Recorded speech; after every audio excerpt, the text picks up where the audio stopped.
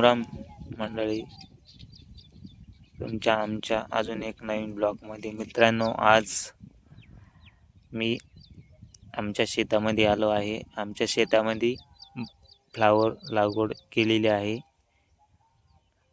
ही अशी बघू शकता तुम्ही, आम्ही फ्लावर लागवड केलेली आहे.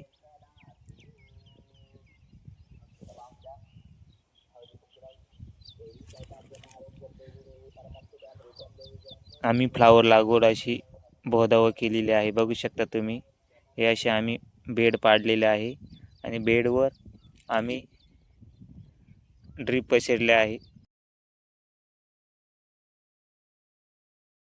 आम्ही झिगझॅग पद्धतीने लावलेले आहे.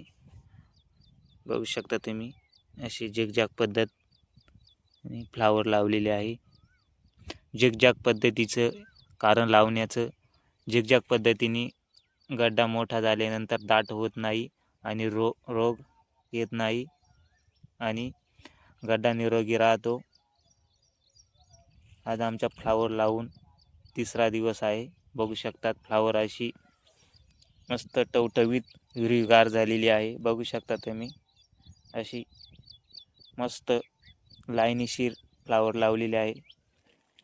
बघू शकता तुम्ही,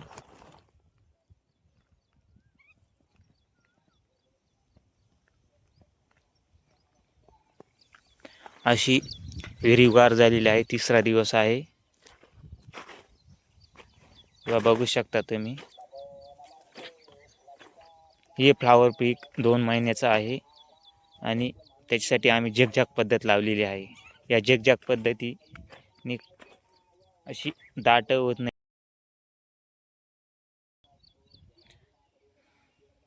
बघू शकतात, आमचं हे पूर्ण शेत आम्ही फ्लावर लागवड केली आहे. आम्ही दरवर्षी फ्लावर लागवड करीत राहतो. यंदा पाऊस कमी असल्यामुळं आम्ही यंदा कमी फ्लावर लावलेले आहे.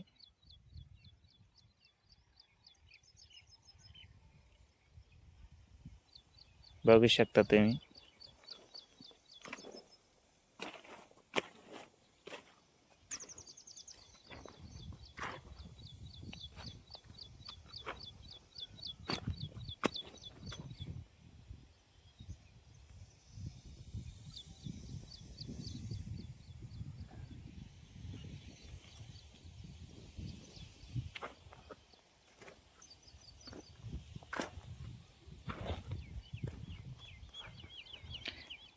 हे पूर्ण शेत फ्लावरचं आहे. यंदा आम्ही थोडीच लावलेली आहे. यंदा आम्ही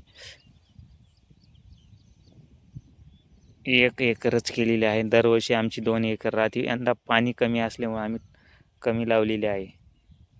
यंदा पाऊस लवकर असा पडेना, त्याच्यामुळे आम्ही फ्लावर लागवड कमी केलेली आहे.